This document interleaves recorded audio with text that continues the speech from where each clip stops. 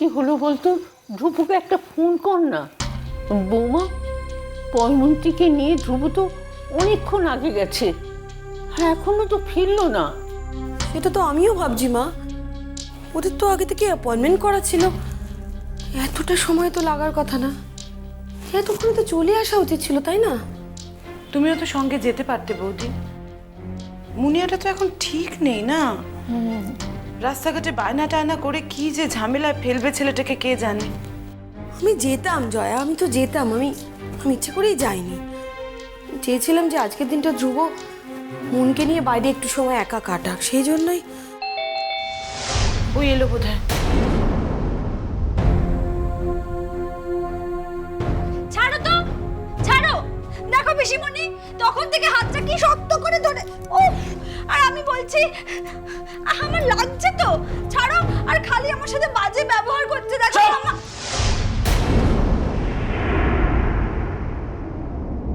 ধ্রুব খুব ঝামেলায় ফেলেছে রাস্তায় তোমায়, না? নিয়ে এসো আমার কাছে, এসো তো, ওখানে বসবে, এসো। পিকলু, তুমি বসো না, চা খাবে তো? ধন্যবাদ, তার দরকার নেই। কি হয়েছে ধ্রুব, তুমি এত রেগে রয়েছো? ও নিশ্চয়ই রাস্তায় তোমায় খুব বিরক্ত করেছে, তাই না? ওসব কথা থাক, ধরুন এটা কি এটা? প্রেসক্রিপশন। ডাক্তার কি বললো পিকলু? ও কেন এত বমি করছে?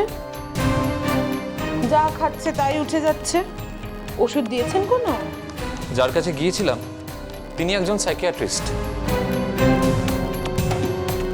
মনের অসুখ সারান, শরীরের অসুখ নয়।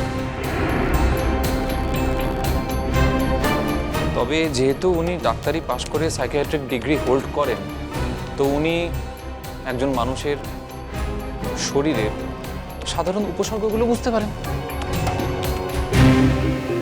রোগের বুঝতে পারেন।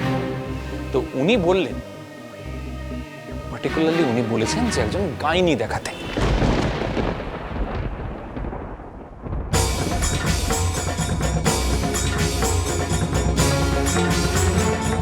গাইনি কেন?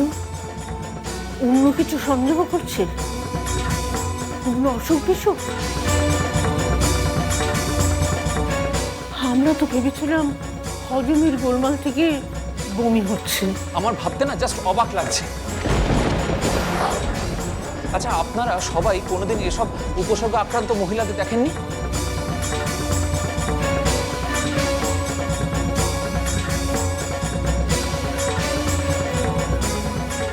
একটি মেয়ে কখন ঘন ঘন বমি করে, কখন কখন তার টক খেতে ইচ্ছে করে, কখন?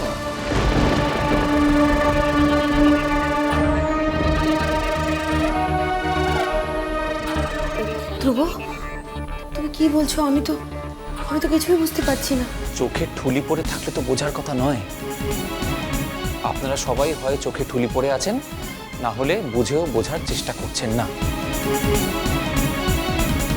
আর একজনের অবৈধ কাজের দায়টা আপনারা জোর করে আমার ঘাড়ে চাপাবার চেষ্টা করছেন। পিকলু, আমরা কিন্তু এসব কথা শোনার জন্য তৈরি নই। আপনার কি মনে হয় ঠাম্মা, এই কথাগুলো বলতে আমার খুব ভালো লাগছে? এই কথাগুলো কতটা কুরুচিপূর্ণ আপনি বুঝতে পারছেন তো? বিশেষ করে একটা মানুষ বলছে কার সম্পর্কে না, নিজের বিয়ে করা বউ সম্পর্কে। ভাবতে পারছেন? তুমি যেটা বলছো সেটা হতে পারে না ধ্রুব, কিছুতেই হতে পারে না। 100 বার হতে পারে, 100 বার হতে পারে। আপনারা ভুলে গেছেন সবাই, অ্যাক্সিডেন্টের রাতে কমলিকা আর অর্চি একই ঘরে ছিল। তখন অর্চি সেই সুযোগে।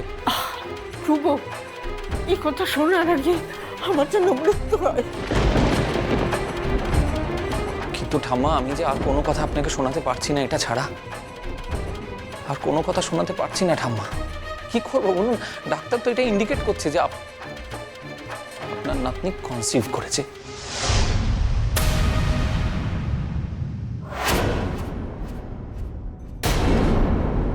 সে এখন অন্তঃসত্ত্বা, সে এখন অন্তঃসত্ত্বা, সে এখন অন্তঃসত্ত্বা, সে এখন অন্তঃসত্ত্বা, সে এখন অন্তঃসত্ত্বা। আমি জানি আমি জানি কনসিভ করা মানে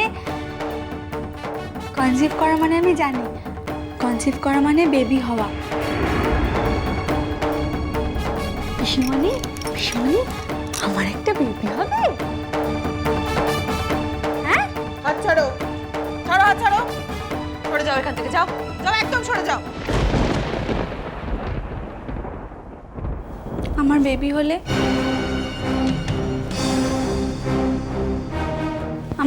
হলে খুব ভালো হবে।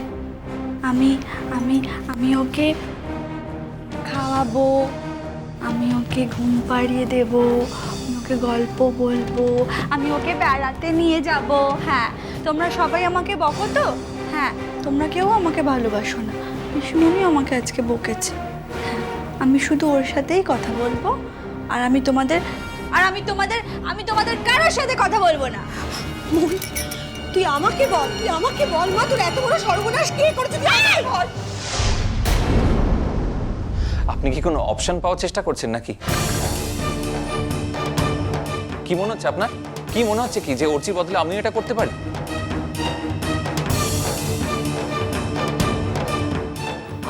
আমি কিছুতেই ভাবতে পারছি না ধ্রুব, আমি এই সমস্ত কিছু ভাবতেই পারছি না। কিন্তু এটা তো আপনাদের সমস্যা, এটা আমার সমস্যার কথা নয়। এবার দয়া করে আপনারা আমাকে রেহাই দিন প্লিজ, অনেক হয়ে গেছে। এই ঘটনা যদি ঘটে থাকে তাহলে তো এর থেকে খারাপ ঘটনা আর কিচ্ছু হয় না। হায় ভগবান, কি এমন পাপ করেছিলাম? কোন পাপে আমার এই সোনার সংসারটাকে ছাড় করে দিলে? যাক, আমি তাহলে আসি। আপনাদের পরিবার থেকে ভালোই পাওনা জুটলো তো আমার। পিকলু যেও না। মানে কি? মানেটা কি? এখন কি আপনি আমাকে অর্চির ভোগের দায় পালন করতে বলছেন নাকি নতুন কাকি? কি মনে হয় আপনার? আপনাদের সবার কি মনে হয়? আমি একটা ফেলনা মানুষ? আমার মিনিমাম আত্মসম্মান বোধটুকুও নেই। ধ্রুব, তুমি একটা কথা বলো তো, এখন মনের বাবা চলে গিয়েছে, এই অবস্থায় এত ধকল আমি একা কি করে সামলাবো ধ্রুব? আপনার সমস্যা, আপনি কি করে সামলাবেন সেটা আপনিই জানেন, আমি বলতে পারবো না। তবে আমি যদি আপনার জায়গায় থাকতাম তাহলে এই মেয়েটাকে এখান থেকে টেনে হিঁচড়ে নিয়ে গিয়ে ওই বাড়িতে ফেলে দিয়ে আসতাম।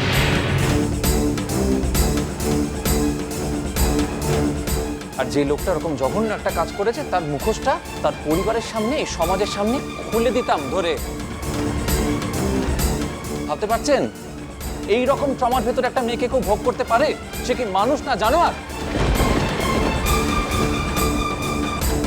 আমি ছাড়বো না ওকে, আমি ওকে ছাড়বো না। আজ যদি এত রাত না হতো তাহলে এক্ষুনি এই মুহূর্তে আমি মেয়েটাকে ওদের বাড়িতে ফেলে দিয়ে আসতাম। তারপরে আমার যা করার আমি তাই করতাম, আমার যত দূর যেতে হয় আমি যেতাম। মা, মা তুমি এত রাগ করছো কেন?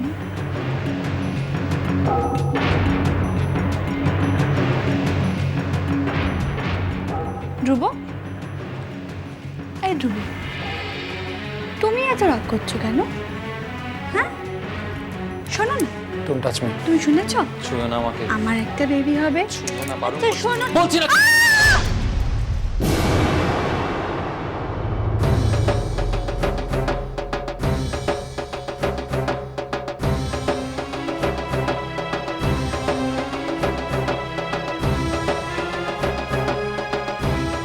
মুনি আয়, ওঠ ওঠ। লেগেছে। আচ্ছা এসো, ওঠ, ওঠো ওঠো। ও খুব বাজে। I am sorry. একটা কথা শুনুন দয়া করে, আপনাদের ঝামেলা কাল থেকে দয়া করে আপনারাই মেটাবেন। আপনার মেয়ের ব্যাপারে আমাকে আর জড়াবেন না। আর আপনার মেয়ের সঙ্গে আমার যেটা হয়েছিল সেটা একটা স্বপ্ন মনে করব, আর সেই স্বপ্নটাকে আমি আমার জীবনের চৌহদ্দির ভেতরে ঢোকাবো না।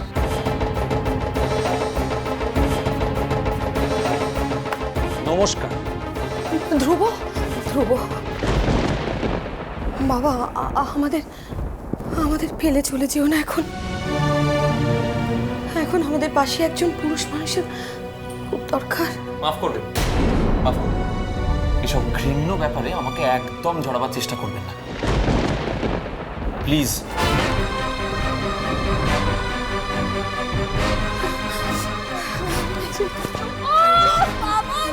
তলায় তো চাপা পড়েছিলি, পড়লি না কেন? ফিরে এলি কেন তুই?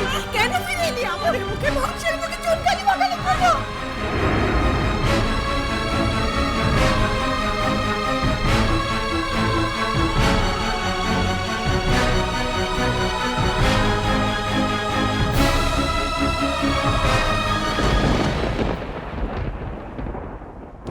ও লাগলো আগুন মাতলো ফাগুন পলাশ ফুলের ডালে, দক্ষিণ হাওয়ায় রং লেগেছে শাড়ির ওই অঞ্চলে।